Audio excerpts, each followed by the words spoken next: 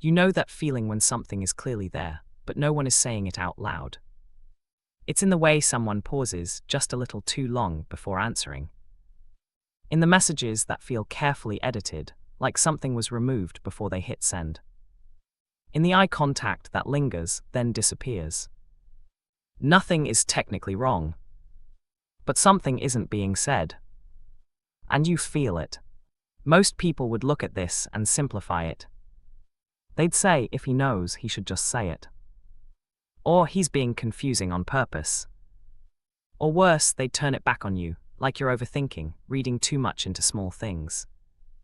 But what they don't see is how precise your intuition actually is. You're not reacting to nothing. You're responding to a pattern. Because sometimes he does know.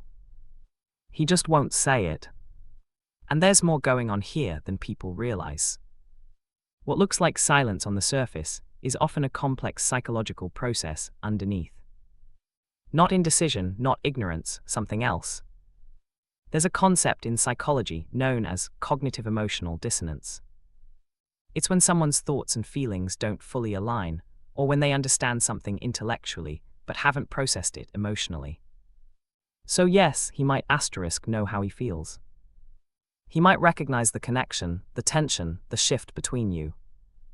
But knowing something and being able to express it are two very different things. Neuroscience shows that emotional articulation, the ability to put feelings into words, depends heavily on the connection between the limbic system and the prefrontal cortex. In simple terms, it's not just about feeling something, it's about being able to safely translate that feeling into language. And for some people, that pathway isn't fully developed. Not because they're incapable, but because, at some point, it wasn't safe to use it. A lot of this traces back to early experiences. If someone grew up in an environment where emotions were dismissed, or punished, or ignored, they learn something quietly but deeply. That expressing feelings leads to discomfort, conflict, or rejection. So the brain adapts. Instead of speaking, it monitors. Instead of expressing, it manages. Instead of saying, "This is how I feel," it says nothing, and tries to maintain control internally. Over time, this becomes automatic. So when something real happens, when connection deepens, when feelings become harder to ignore, there's a kind of internal friction. Part of him recognizes it, and another part shuts it down. Not because it's not real, but because it feels risky. And that's the part most people miss. Silence like this isn't always about avoidance in the way people think. It's often about protection. Not just protecting you, but protecting himself from something he doesn't fully know how to handle. And that doesn't make him right or wrong. It just makes him wired differently. Some people process emotions externally. They talk, they clarify, they move through things in real time. Others process internally. Slowly, quietly, sometimes so quietly that even they don't realize how much they're holding. Neither is better. But when those two styles meet, it creates tension. Because one person feels everything that's unsaid, and the other struggles to say anything at all. Here, where it gets more complicated. There's often a hidden paradox in situations like this. The more something matters to him, the harder it becomes to say it. Because now the stakes are higher. Now there's something to lose. And when the nervous system associates emotional exposure with potential loss, rejection, embarrassment, vulnerability, it starts to tighten. Not dramatically. Subtly. A hesitation.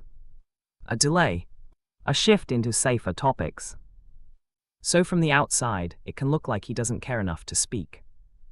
When sometimes it's the opposite. He feels it enough that speaking becomes difficult. But there's also a cost to this. Because what isn't expressed doesn't disappear. It lingers. It shows up in indirect ways. In mixed signals. In almost conversations that never quite land. And for you, that creates a different kind of strain. because you're left holding both sides of the experience. What's happening and what's not being said about it. That's not easy, especially when your awareness keeps picking up on things that aren't being confirmed. And it's important to say this clearly. Your perception of that silence doesn't mean you're overreacting. And his silence doesn't automatically mean he's intentionally withholding. It's a dynamic, not a fault. Two different internal systems trying to make sense of the same moment. But here's the part people don't usually talk about. Silence like this can carry both meaning and limitation.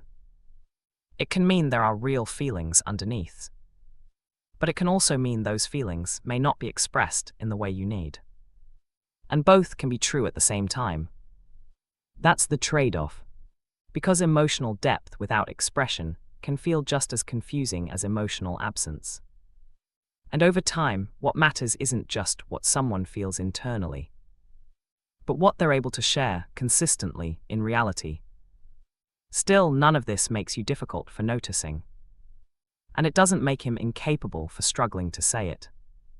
It just means you're both navigating something human. Something that sits in that quiet space between knowing and saying.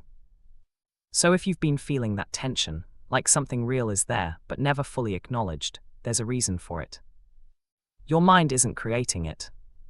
It's responding to it. And his silence isn't empty. It's just unresolved. And maybe that's the part worth understanding. Not to fix it, not to force it, but to see it clearly without turning it into something it's not. Because once you understand the pattern, you stop questioning your own awareness, and you start recognizing what's actually happening beneath the surface. If this kind of content speaks to you, you already know what to do.